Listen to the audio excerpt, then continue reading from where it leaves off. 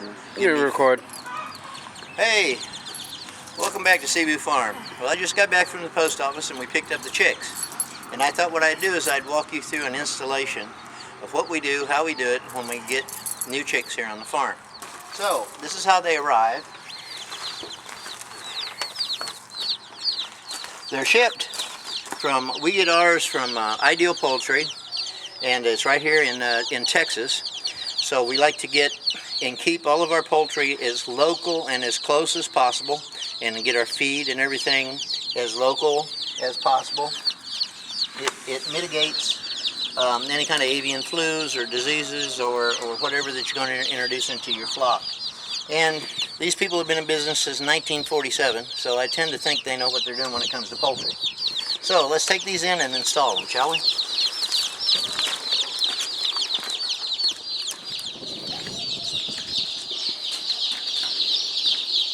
Yesterday, I kind of gave you a preview of how we set up, and I come out this morning a couple hours before I knew I was going to get a call, and I turned the heat lamp on so that I can warm the chips as they're underneath. So when I transfer them over, they'll be into a warm bed.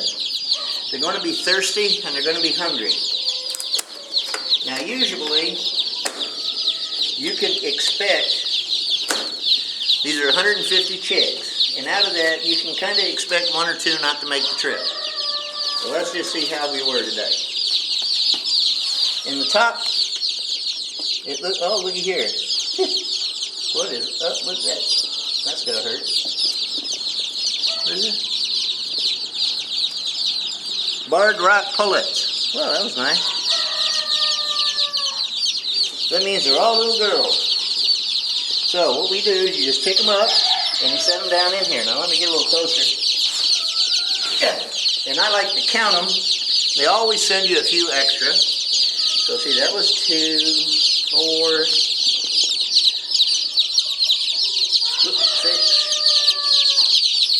8, 10, 12,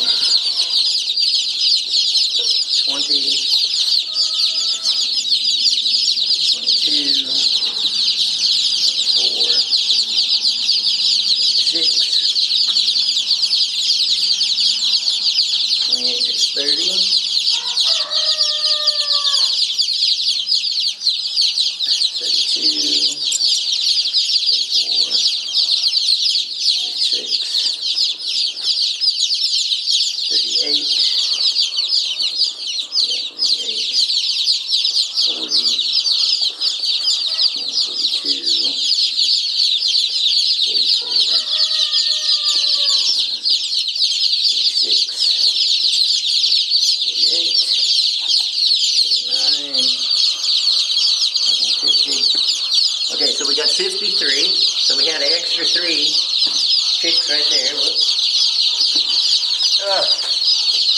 And we should have 100 down here. There's usually 25 in a sector here. And as you look in here, you see all of them are live. We don't have a single mortality. You people must be good luck. Okay. 3, 5, 8. Okay, so there's 38, 39, 40, 1, 42, 43.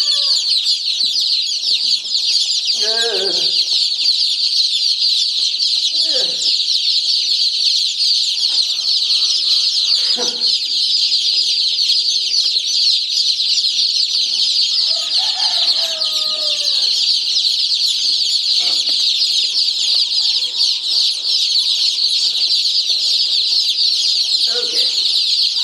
So there was 25 in that. 2, 4, 6, 8, 10, 12, 14,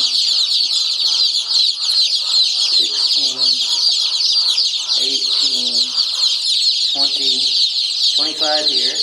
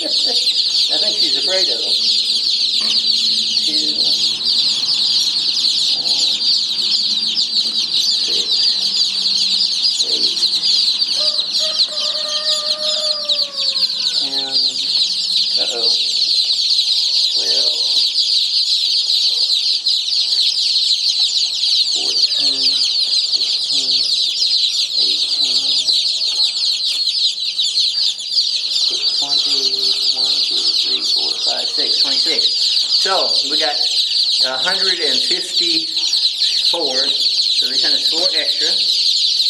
Now I'm just going to facilitate this a little faster, we'll just pull these out. And I can get them in there a lot faster. Don't have to handle them as much. We'll just pick them up.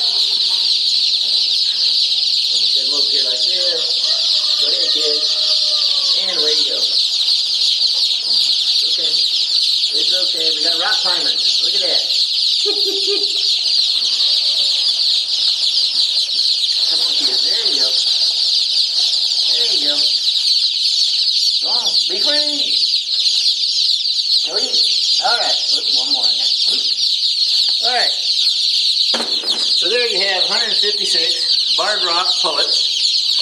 This is day 1. I'll give them a chance to settle down a little bit. They'll eat, they'll drink, they'll cluster up underneath the heat lamp, go to sleep. They'll wake up and they'll do it all over again. Eat, sleep, eat, sleep, eat, sleep. And in about a week, they should be large enough. And they're going to grow. And as you can see, it looks kind of crowded. But we want them to be able to cluster together for warmth, so they stay warm. Now, we're not really having to worry about too much about the warmth right now because it's going to be like 90 degrees tomorrow here. So, but you like to keep the chicks about 92, 93 degrees the first couple, 3 days. You want to keep their body heat up so that their digestive tract digests this grain that they're eating. And again, I've got the probiotic and the electrolyte in the water for the first time. I usually mix up about 2 buckets worth, and by the time those 2 buckets are gone, then they have enough of it in their system and they're jump started and they're ready to go and everything's working fine, and they'll just be good. Now let me show you how I do that. I mix it up over here in one of these buckets, and then afterwards now these have all been cleaned, and we just take and dip it in there, put it on there, and boom, there you go. I always like to make sure they have extra water to keep them hydrated. Now, it may seem like overkill on the water, but I would rather that they have much more water and not be thirsty than not have enough water. Because the most important thing for them is to stay hydrated. Because they're eating a dry feed, and this feed, requires some moisture to help break it down and so forth. So I'm going to make sure that they have plenty of water. This gives them 5 waterers, and they'll run around in here and drink. And as you can see, they're all clustered around there getting a drink, running over here. Some of them are already on the feed and they're feeding. So it looks pretty promising. They look healthy. They're all active. I like to handle them so that I can feel how active they are and how energetic and so forth. When I first get them in, I want to make sure they're not lethargic. And you'll notice they were kind of loud when we first put them in, and now they're settling down. They're getting a little food in their stomach. They're getting some water, and pretty soon they'll start clustering. If you look underneath the heat lamp, see how they're just all kind of working together there? They'll eventually just clump together in a real tight pack and go to sleep. So, this is day 1, and these are all ladies. They're barred rock pullets. And